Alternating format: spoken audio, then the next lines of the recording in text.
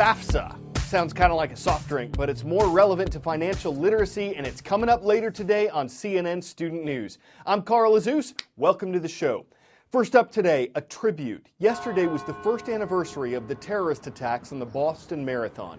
3 people died in the bombings, scores were injured. Police say an officer was killed later by the bombing suspects. But the city soldiers on. From a moment of silence at the race's finish line, the sound of church bells ringing, and the raising of the American flag, the ceremony embodied the slogan, Boston Strong. Thousands of people gathered in the rain, from first responders and the vice president to runners and injured victims.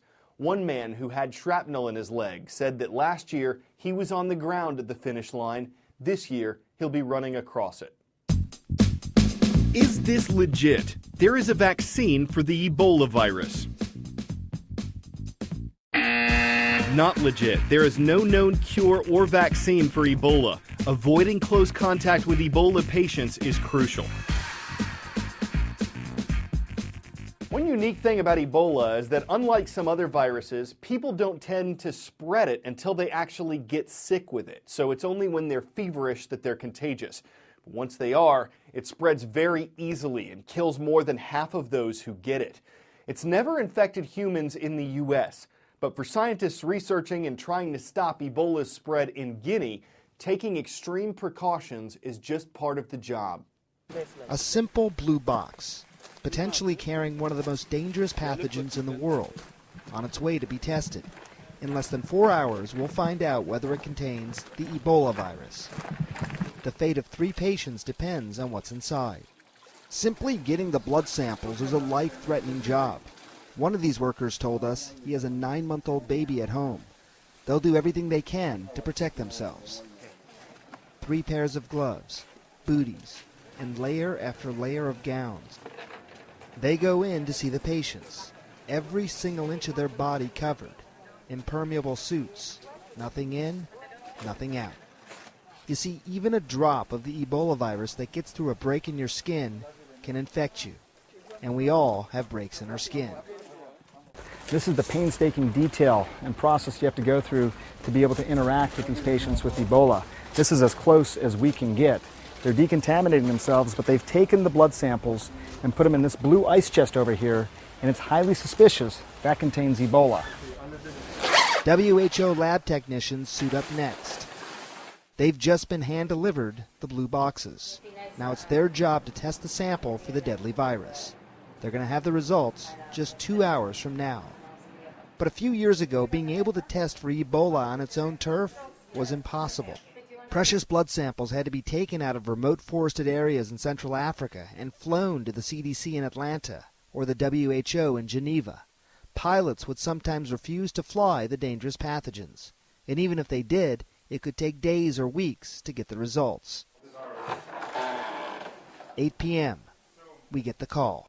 So 2 of these are positive. So 2 of the 3 patients now have confirmed Ebola. Yeah. Dr. Sanjay Gupta, CNN, Conakry, Guinea.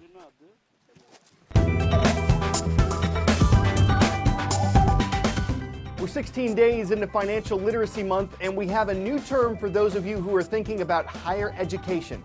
It's FAFSA. Yes, that is fun to say, but it has to do with financial aid that can help with the cost of college.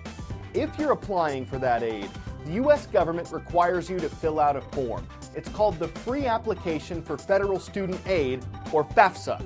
The government uses this form to determine whether you need help paying for college and how much help you're eligible to get. Many colleges and universities require this as well when deciding the terms of their scholarships. And if you need financial aid for more than a year, you'll likely have to apply again. FAFSA can come up several times throughout your college education.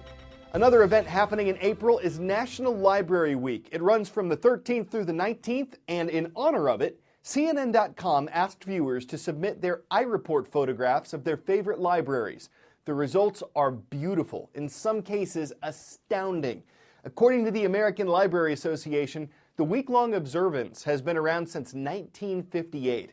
It includes all kinds of libraries, public, school, academic, and it celebrates the contributions of libraries and librarians. In a Pew Research study released last year, 94% of Americans said that having a public library improves life in their community, though just over half of those polled said people don't need public libraries as much as they used to. Still, it appears the use of public libraries has gone up in the past decade. You'd be welcome to join in, just please keep your voice down. In the case of a missing Malaysia Airlines plane, weeks of searching the ocean surface for clues or wreckage have come up with nothing. In fact, the search for floating debris is wrapping up.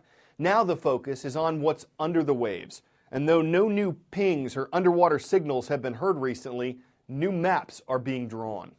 This is an area that is new to man.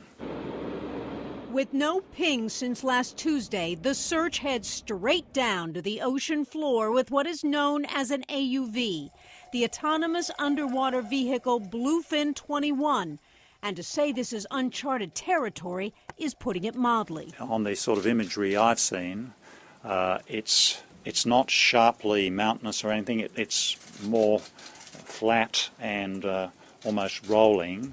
Side-scan sonar will produce a high-resolution three-dimensional map. While searchers are hoping to spot evidence of Flight 370, oceanographers want to take this chance to learn as much as they can about this part of the ocean. We know so little that we will learn something about the seafloor there, its morphology, the hills and valleys, and how rough it is. Arnold Gordon is a professor of oceanography at Columbia University. Oceanographers are on site offering their knowledge of the deep and potentially benefiting scientifically from a multi-million-dollar operation with an unprecedented focus on an otherwise overlooked part of the ocean. We're talking about millions of dollars to do this work, and obviously if one wanted to do this from a scientific perspective, we would not get the funding. One potential obstacle for those looking for the plane, deep layers of silt at the bottom of the Indian Ocean, could yield valuable new information for oceanographers. You can learn where it came from. What's the source of the sediment in that area. You would learn something about the ocean bottom currents that move the sediment around. We're actually gathering information about the search environment all of the time, and that's factored into the analysis. While so much about Flight 370 is shrouded in mystery, scientists hope to gain knowledge for the future. Jean Casares, CNN, New York. We cover news from all over the world. We're happy to have viewers all over the world.